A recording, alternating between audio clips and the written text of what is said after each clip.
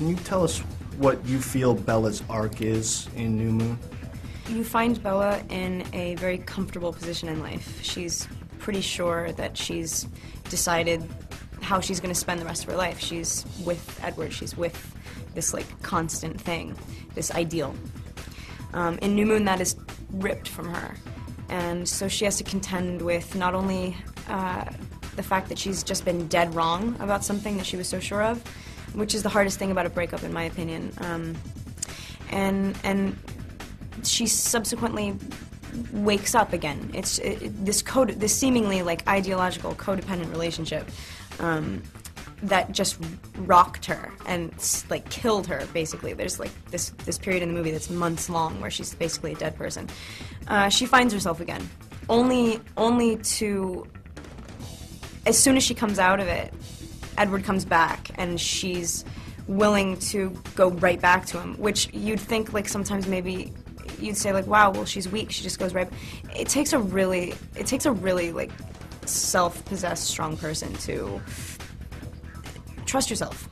And she grows up a lot. I mean, she really matures in this movie. She's finally like in a position where like you believe that she's making the right decisions for herself and that she knows herself well enough to make those decisions. But in Twilight, it's all about like abandon and self-discovery and like throwing yourself into something you don't know. And so now it's like, wow, this girl's got it together. I believe her. She knows what she wants.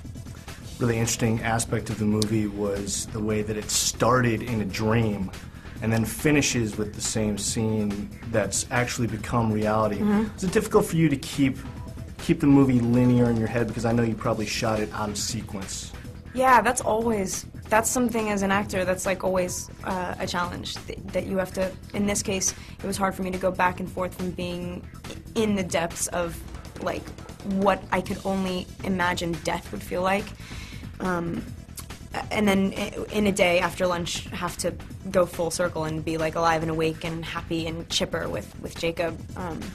That's hard, definitely, but that's our job. You know, you never shoot a movie in sequence, so like it is your job to have the whole thing in mind and be able to act impulsively and be organic, like, you know, just be in the moment. Were there any scenes that you were kind of afraid to shoot in this movie, because there was a lot of physicalness in the movie? Yeah, I mean, the emotional aspects of this character are like absolutely in the physicality as well. I mean, she permeates. Because it's not a story that's set in a reality that we can relate to, I was always thinking that I wasn't ever being sad enough, that I wasn't ever being, you know what I mean? Because it was like, I don't know what it feels like to be broken up with by a vampire. All I know is what it feels like for me, and I'm human, you know what I mean? So physically also, it was tough because she's always like running around and like falling down in the woods, and it was hard. Like generally, New Moon was, I think, out of the whole series, probably the most, for Bella, definitely the most, really beat her up. And how about the motorcycle riding? Was that difficult for you? Had you ever ridden a motorcycle before? No, I don't like motorcycles either, at all. Like, I think the whole idea of that, I was on a rig.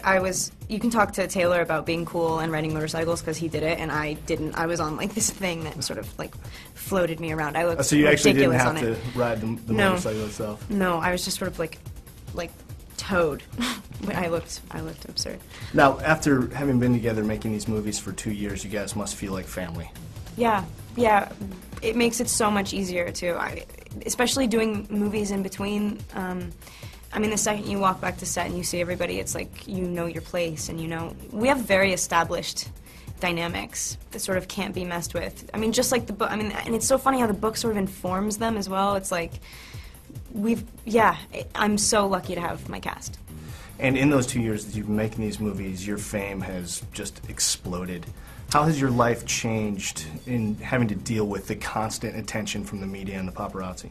It's changed in that it's completely, it's changed in that I had to fight to get my movies out before, and now people are sort of in waiting to see like what we're all going to do next, and that's the coolest thing ever. So that's a change. And then, and just in terms of like personal day-to-day life, this is probably the most intense that it's going to get at this point. It feels fleeting. It feels like it's going to go. You know what I mean? Like, so I'm not too worried about it. I'm a pretty private person, and you can be private and open at the same time.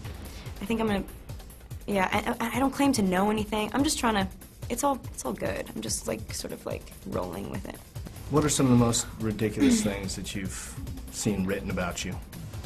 People think that I'm anorexic and pregnant, which is really funny It's to an me. unusual combo. Yeah. Stuff like that. Stuff like that I just find kind of funny. The day after, like, pregnancy rumors, I was, like, eating a cookie at the craft service truck, and I, like, looked around, and this guy pulled up and just went, "Shh," you feel like you're being shot, too, like, with a gun.